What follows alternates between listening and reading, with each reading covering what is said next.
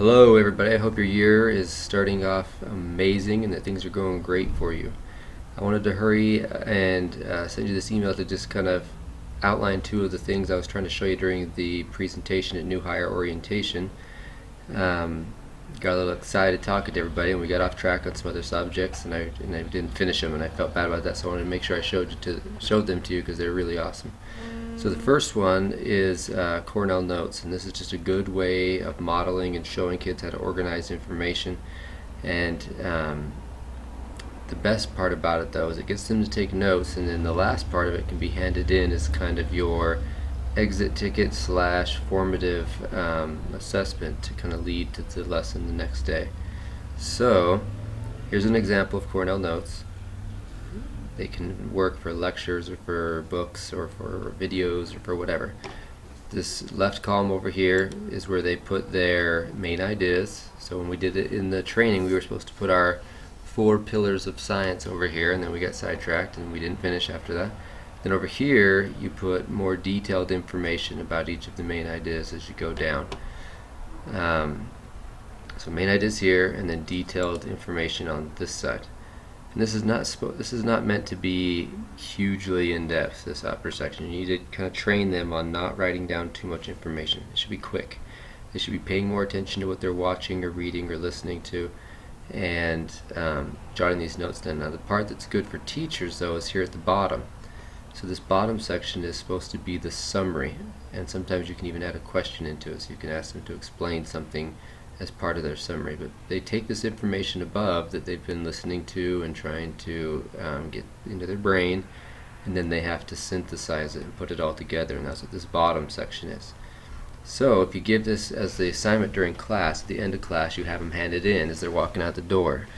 You take it, you look at it, and between classes or when you have time after school or whatever, you can just briefly skim through these. This wouldn't be something that you would maybe put into their grade for points. You would just check it. And down here, this summary is going to give you a pretty good idea of whether or not they got it, which is going to lead your planning for the next day. Because your next day's lesson is going to either move forward or pause or go backwards based upon what this formative assessment right here has shown you about where your class is at. And it also allows you to identify a few students you may need to talk to. So that was the first one. The second one that we never finished is called the knowledge tree. Now we didn't use a tree, we used a cube because I just was trying to run an experiment and I got sidetracked again. I can't believe I got sidetracked so much during that presentation. I feel really bad about that.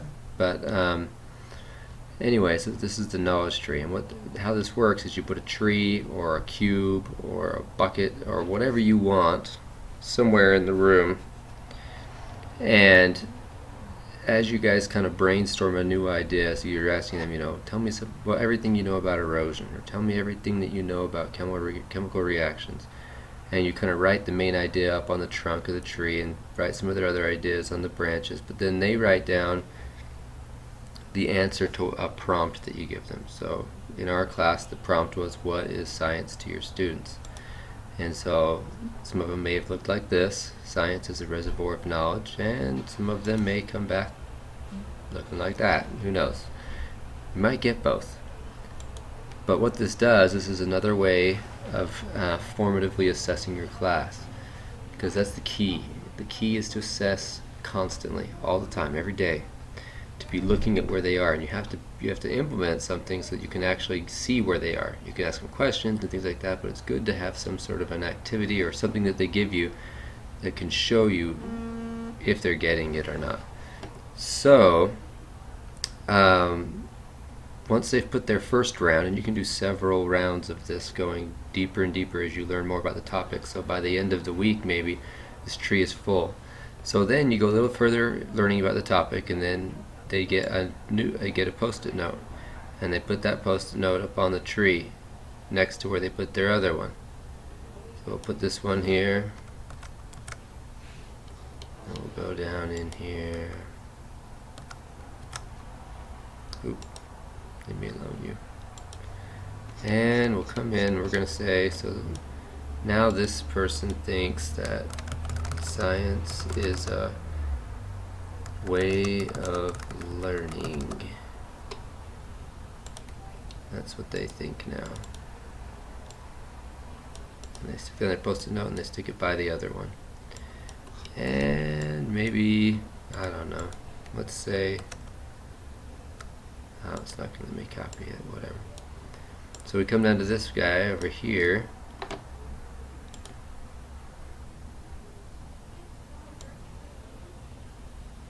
Where are you? Right there. We want some shapes. We're going to throw a post-it note right there. There we go. This kid throws their post-it note up.